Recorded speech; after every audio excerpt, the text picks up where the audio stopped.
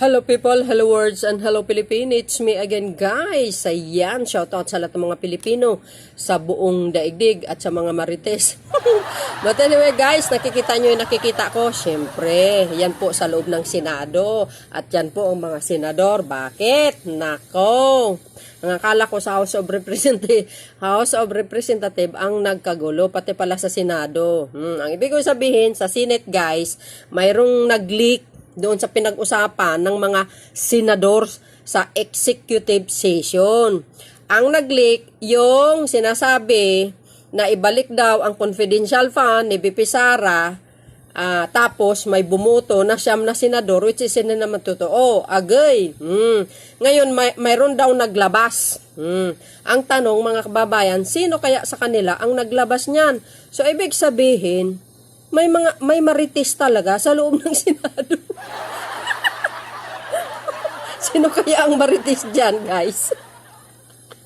Nilabas niya sa social media, naloka ako. Siyempre, pag once na nilabas mo yan, no?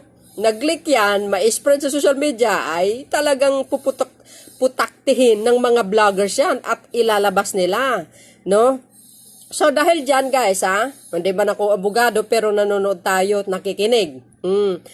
Alam nyo, guys, sa executive session kasi, ang ibig sabihin yan, ay mayroong isang bagay na napaka-importante na pag-usapan nila. Doon po sa executive session, means private po yan.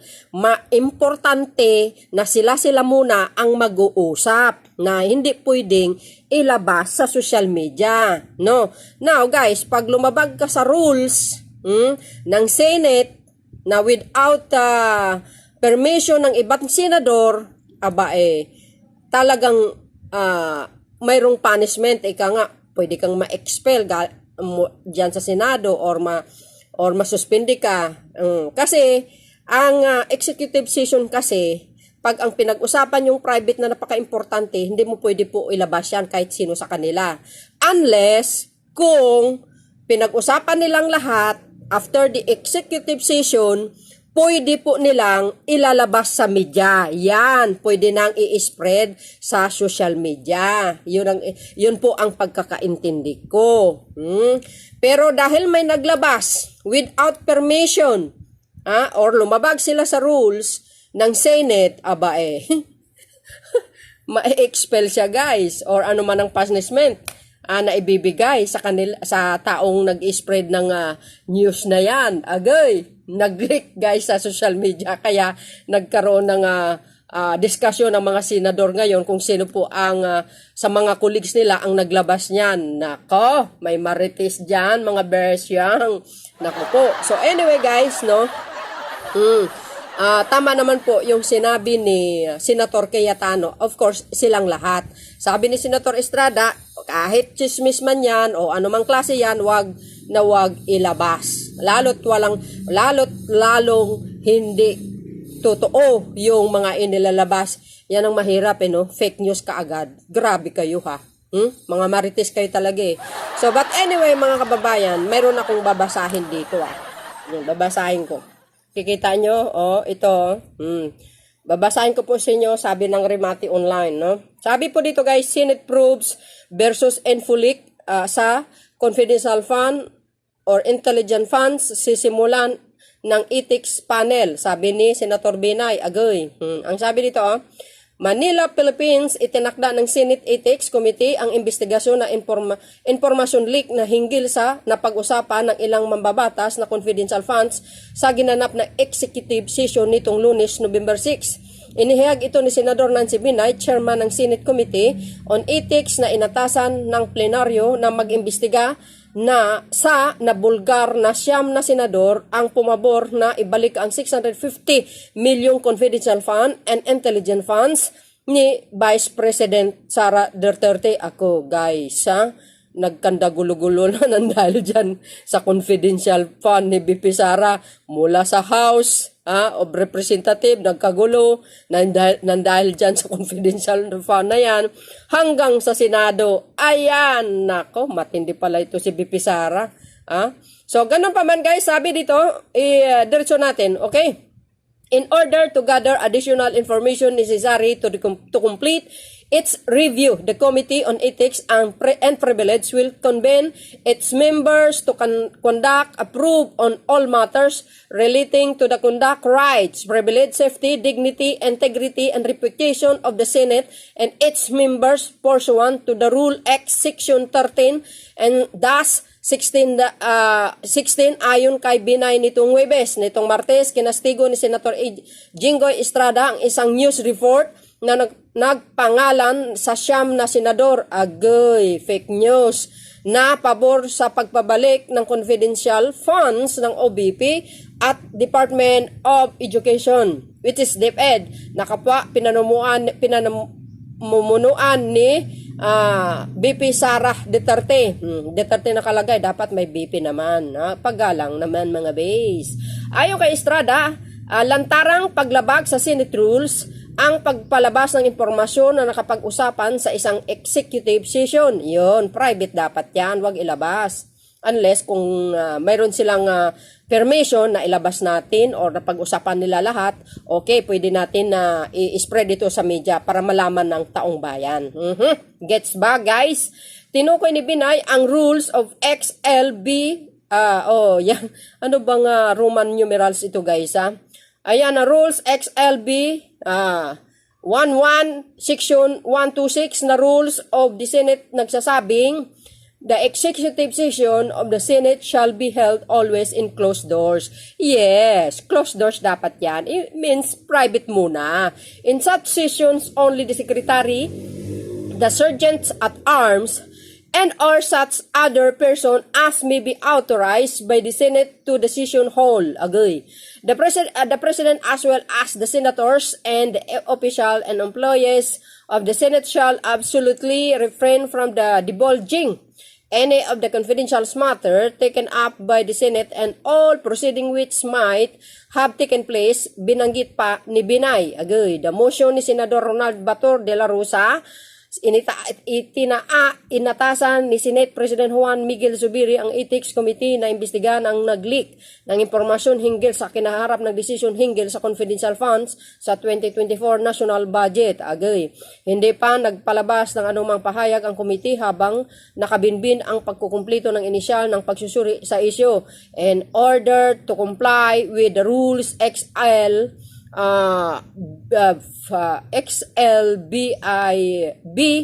11 section 1 to 8 regarding, guys, hindi ko mabasa yung Roman numerals yan, nakalimutan ko yan, 128 regarding confidential fund out of fairness to all respondents and to assure the integrity of its works, the committee will refrain from making further public statements on this matter pending completion of its initial review. Ayon sa senador, kamakailan tinanggal ng House of Representatives ang mahigit ng 1.23 billion halaga ng confidential funds ng 5 ahensya sa 2024 proposal budget, kabilang ang 500 million na nakalaan sa OBP at ang 25 million sa DepEd. Akala ko ba si BP Sara lang tinanggal? Marami pala, guys. The Senador binawasan ang 10.1 billion tungo sa 9.8 billion ang confidential at intelligent funds sa kasalukuyang bersyon ng panukalang 2024 national budget. This happened after the Senate adopted the House of Representatives decision to reduce the CIF in General Appropriations Bill.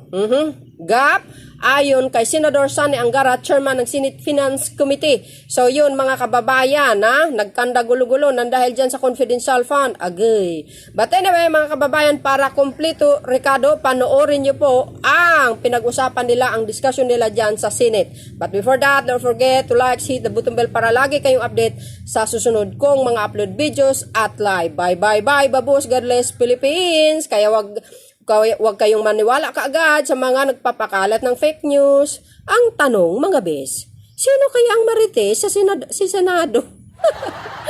Bye, babos, guys. 24 leader, what are the rules, particularly in executive session? Yes, Mr. President. So we are all clear. Thank you very much. Mr. President, first of all, let me state and put into the records that I'm aghast of what happened, Mr. President, whether this is leak or pure chismis, the fact that it came out, Mr. President, and it appears blow by blow, and unfortunately, Mr. President, the figures, the numbers, even the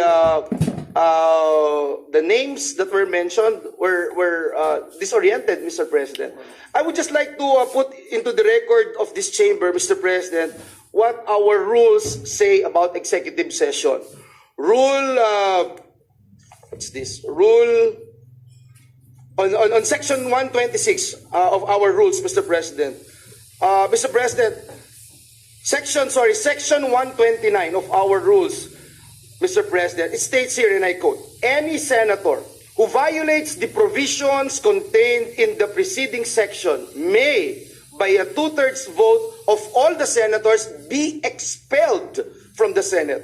And if the violator is an official or employee of the Senate, he shall be dismissed. I like to put that on record, Mr. President, because at the end of the day, it's not just the leak or chismis that we're talking about here, and I agree with Senator Jinggoy Estrada being one of our veteran senator here in the Senate, Mr. President. It's more of the sanctity. It's more of the sanctity of the executive session. We continue to perform our duties and responsibilities here in the Senate.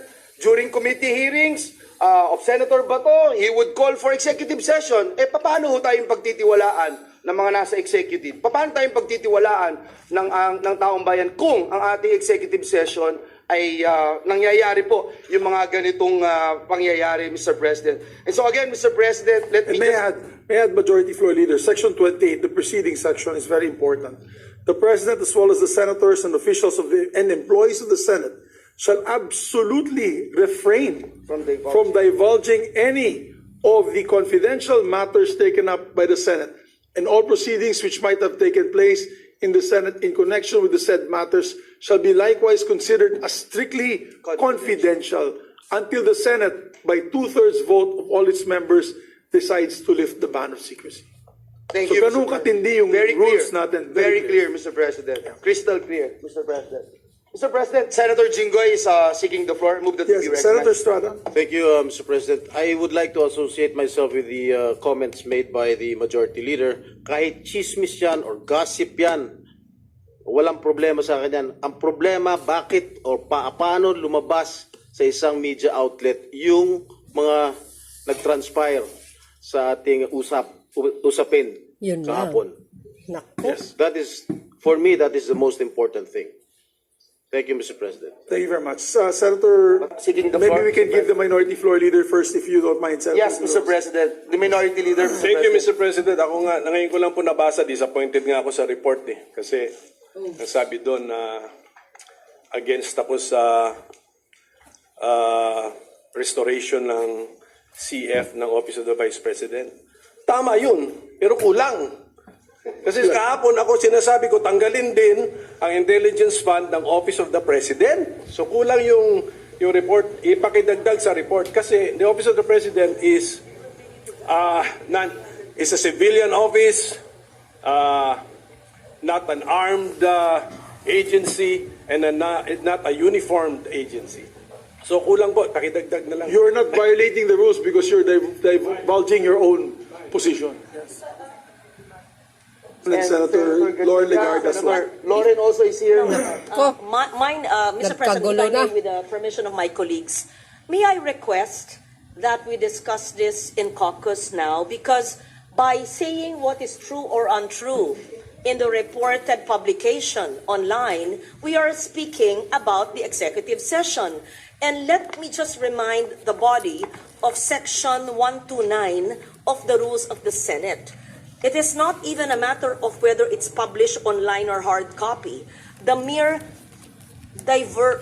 divulging the executive session minutes or any part of it who violates all the provisions in the executive session contained in the preceding sections by 2/3 vote may be expelled from the Senate. Nako. It is a very serious violation, Mr. President, Delikado. by a senator or an officer or a staff. Yes. In Rule, what is this? 129. Yes, 129. Section 129. So, by saying that it is not true, or it is true in part, but in fact it is this and that, we are actually talking about the executive session. Yes. So it is my humble opinion, respectfully, I do not want to muzzle our colleagues, and if they want to speak on the floor, I leave it to your better judgment. But are going to speak about each and every line which was published, whether it is true or not, with all due respect to the publication which I've not read. May we discuss it in caucus in relation to 129 rule of the Senate. That is my humble suggestion. But I leave it to the members of the Senate if they want to speak about it in session. Thank you, Mr. Yes. President. We understand that many of our colleagues Nako. feel slighted, feel angry. Mga kababayan, and we may would allow them marites to sa loob ng express Senado. their personal opinions and release their emotions. Hala, to this sino kaya chamber. yan? Yes, Senator Pia Cayetanos. Thank you. Mr. President, let me align myself with the observation and recommendation of the Senate President Pro Temp. I did not raise my hand with the intention of clearing any statement I made. I did not even read that. I don't bother reading those kind of articles. I don't. So, nung nabanggit pa yung pangalan ko, nagugulat lang ako kasi I don't bother reading those articles and I won't comment on it. What I will say is this. I will say it not because I'm repeating what I said in caucus, because I agree with Senate President Pro Temp that let's discuss it there. Because if our rules do not even make an exception. It does not even allow a senator to say, I will just repeat what I said. Walang ganun exception, Majority Floor Leader, correct? So I cannot stand up here and said, I will just be responsible for my statement. Ito po yung sinabi ko. Hindi tayo allowed, walang exception sa rules natin na tumayo ang isang senador at sabihin, yung akin pong sinabi doon, ito. Kasi hindi naman magkaroon ng opportunity yung ibang 23 senators to explain what they said or what they thought. Because precisely the rule is, lahat tayo tahimik. At kaya ang parusa doon, yung pinakamabigat na parusa na expulsion from the Senate. Nako. So, ang puntos ko ay simple. Chairman ako ng isang mahalagang committee na naghihiring ng budget na yan. DepEd, CHED, DOH, and attached agencies. So, on the issue of confidential funds, intelligence funds, or kung ano pa man, ako gusto ko, tanungin ng mga senador sa floor, yung mga tanong nila tungkol doon, para makapagdesisyon ang bawat senador kung ano ang tingin niyang nararapat na gawin sa mga pondong yan. Confidential, non-confidential, anything. So, yun yung gusto kong klase na diskusyon. So, kung nagkaroon tayo ng executive session na napag-usapan man ng ganon, hindi nga dapat lumalabas yun kasi nga, ang mga subcommittee chairman na katulad ko ay magre-recommend sa chairman na si Senator Angara kung ano dapat gawin sa mga pondong yon. Hindi ko naman didesisyonan mag-isa yon. Didesisyonan ko yon based on the debates. I would like to be educated properly based on the rules of the Senate. Gusto ko marinig yung posisyon ng Minority Floor Leader, ng Deputy Minority Floor Leader, ng Senate President, ng Senate President Pro Temp, ng mga baguhan na senator. Gusto ko marinig lahat yon. Ano ang paniwala nyo tungkol dito sa mga iba-ibang pondo and what will we do about it? Tapos, iharap natin sa taong bayan kung ano desisyon natin. So kaya Correct. nga, and Tama, I'm explaining this because the students, the young people, the old people who will now care to comment, bakit ba may executive session? Bakit ba kayo nagsisikreto? Wala naman kaming balak isikreto. Ilalabas nga yun. Yes. Pero minsan may mga diskusyon na gusto natin marinig yung opinion ng bawat isa Private. na walang titigil nung, kunyari gusto kong magtanong ng, it's a stupid question. Pero tatanungin ko na, di ako mahihiya. Diba? Aminin natin, minsan nahihiya tayo magtanong dahil kasi bago lang ako. Di kaya kami executive session para lahat pwedeng maitanong, lahat pwedeng mailabas. Correct. Ay Kaya dapat sikreto yun. Yes, And tama then at yan. the right Si Senator time, Katay- mapapag-usapan. I wanted to explain that lang, Mr. President, for the benefit of those watching us. Kasi ang puntos is, bakit kayo may executive session? Bakit kayo may tinatago? Wala akong tinatago. Nagdidiskusyon ng maayos para bang magulang. Let's say, for example, na wala tong nangyaring ganito sisermo na ni Senate President o kaya ni Senate President Pro Temp ako, sisermo na nila ako. They will do that in private. Correct. In the executive session. Ay, Pia, di mo naintindihan. So, gagawin namin yun in private para pagdating to sa public, ganun ba? O sige, tatanungin ko na lang in public o kaya di ko na tatanungin dahil naipaliwanag nyo na. That's the reason among many other reasons kung bakit may executive session. I just wanted to explain that dahil ang puntos nito is bakit may executive session at bakit may mabigat na kaparusahan. Wala tayong tinatago. But the reason for the rules is because it is meant to be followed. It is not meant to be violated. So kung may nag-violate, magkaroon ng tamang due process, magkaroon ng hearing, magkaroon ng opportunity to explain, and then the proper penalty must be meted out. Thank you, Mr. President. Thank you very much, Senator Correct. Cayetano. Yan, dapat ganun. Senator Gatchalian, recognized. Tama yun, si Senator Cayetano. Sir President, I just want to Private, add bago mo from what i-public. Senator Bato mentioned and Senator Cayetano. Hala, may mentioned marites as well. dyan sa Senado, mga The bes. broader implication of this, Mr. President, is the Nilabas trust sa media. and confidence to the Senate. It's our credibility on the line. And every budget hearing, normally, a lot of the security cluster, the National Defense, the Department of National Defense, the PNP, the NICA, all of them normally will request executive session so they can tell us what is the reality, the national security situation, national security matters, so that we can act accordingly. Leaks like this will will destroy our credibility, Correct. destroy our integrity, and it will now prevent the security agencies to give us the truth because they will have doubts in their minds whether the truth or whether information will be kept safe in the halls of the Senate. So, Mr. President, I would like to associate myself with the motion of Senator Bato that this should be looked at and investigated seriously because it's the Senate's credibility on the line, especially whenever departments request for executive sessions and whenever they divulge to us matters of national security.